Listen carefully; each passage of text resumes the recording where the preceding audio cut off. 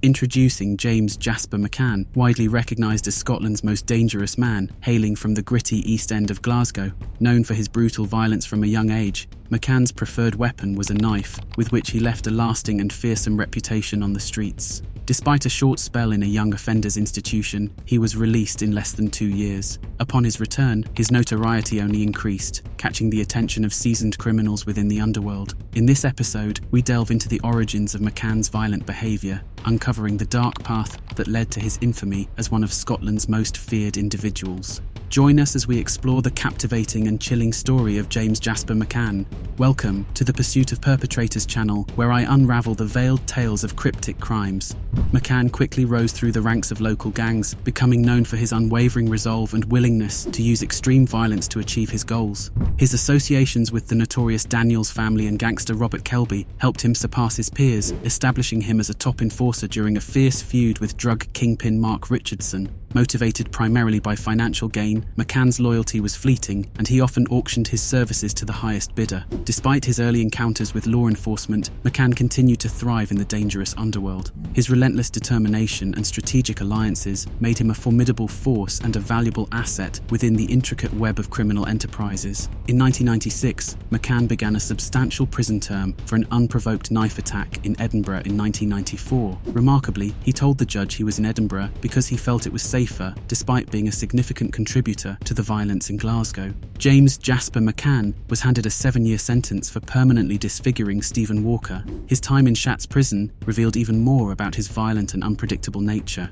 Allegedly, he attempted to murder Tambagan, suspected of aiding the serious crime squad. This incident highlights the intricate and perilous path of McCann's criminal history, defined by his penchant for violence and readiness to act, even behind bars. McCann's prison years mirrored the turbulent journey of his criminal life, where shifting alliances and ongoing conflicts continually shaped his trajectory. His relentless pursuit of his own agenda within the confines of prison walls added further layers to his complex and enigmatic persona. McCann's actions left an indelible mark on the tapestry of his criminal legacy. It is alleged that McCann accepted a contract to assassinate Tam Bagan, leading to a brutal prison attack where he stabbed Bagan 3 times. Despite surviving the attack, Bagan adhered to the Gangland code of silence. 6 weeks later, McCann faced retaliation, orchestrated by Fergus Lee Park hardman Paul Sheehan, resulting in McCann being stabbed. Ironically, Sheehan met a violent end in 2002 after his release from prison. After his release, James Jasper McCann quickly returned to his life of crime, facing another ultra-violent incident in August 2006. This period of turmoil reflects McCann's resilience within the perilous gangland environment. His involvement in contract killings, retaliatory attacks, and narrow escapes from death highlights the volatile dynamics of the criminal underworld. McCann's ability to navigate these treacherous waters underscores the complexities and inherent dangers of the gangland lifestyle, where loyalty, revenge, and survival are intertwined in a deadly dance. One of the most brazen attacks occurred in broad daylight on the streets of Glasgow. George "Goofy" Docky, an associate of the Lyons crime family, became the victim of a savage assault that ultimately claimed his life. A knife-wielding hitman ambushed Docky, leaping out of a car that pulled up beside him. Despite wearing a stab-proof vest in anticipation of danger, Docky was repeatedly stabbed in the legs and groin during the vicious attack. Once Docky was incapacitated, the driver of the car took further gruesome measures, running over him and then reversing to ensure his demise.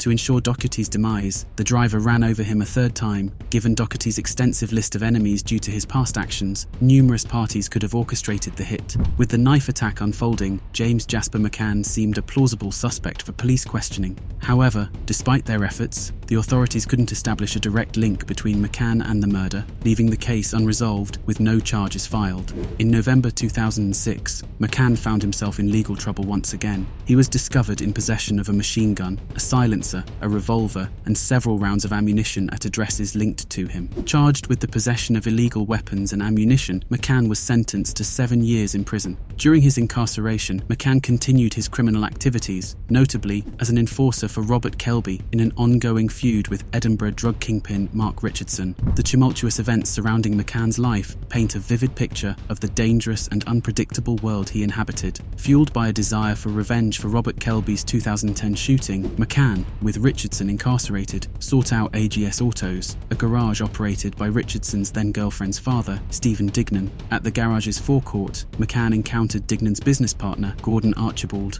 An exchange of words escalated into a frenzied attack, with McCann slashing Archibald across the face and stabbing him in the stomach. In a twist of events, it appeared that McCann had targeted the wrong individual, as Dignan might have been the intended victim. Nevertheless, the primary objective of the assault seemed to be sending a chilling message to Mark Richardson. A witness present during the trial vividly described the catastrophic injuries suffered by Archibald as he stumbled into the garage's waiting area. A witness recounted that the part of Archibald's face slashed by McCann was hanging down, touching his shoulder, with a severe cut from his ear to his mouth. The bleeding was profuse, prompting the woman to rush him to the hospital. This incident reflects the volatile nature of McCann's quest for vengeance and the extreme lengths he would go to send a brutal message within the complex web of criminal feuds. In a surprising twist, James Jasper McCann managed to walk free from the High Court in Edinburgh for an attack that, on the surface, seemed heinous. The victim, Gordon Archibald, was too terrified to testify, leading to the collapse of the case against McCann. The prosecution's case relied heavily on Archibald's testimony, but his fear of McCann paralysed him,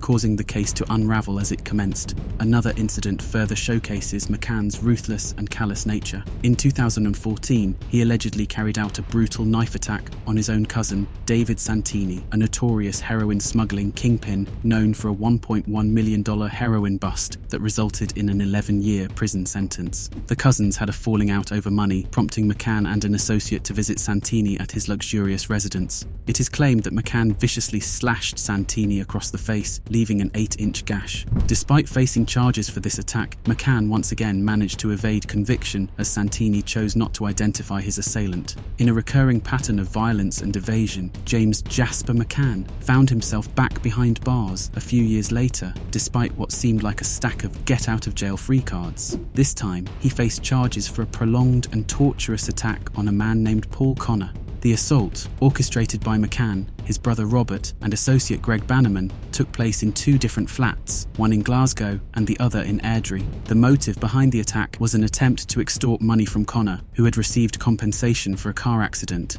During the brutal assault, Connor was choked, punched, and repeatedly struck with a claw hammer. McCann menacingly conveyed his intent to kill Connor and dispose of his body. The disturbing sequence of events underscores the dark and violent path that McCann continued to tread. At one point during the ordeal, Connor was told he would be injected with pure heroin to simulate an overdose, prolonging his torment for many agonizing hours. The horrific episode only concluded when, in a final act of desperation, Paul Connor threw himself out of a first-floor window, narrowly escaping his tormentors. In the aftermath, McCann, his brother, and Bannerman faced the legal consequences of their heinous actions. In 2019, they received sentences ranging from 5 to 9 years for their roles in the protracted torture of Paul Connor. Despite being once dubbed the most dangerous man in Scotland and currently serving time behind bars, speculation arises about McCann's future upon release. Will he revert to his violent tendencies, or is there a possibility of him leading a law-abiding life? As McCann contemplates his eventual return to society, the question remains,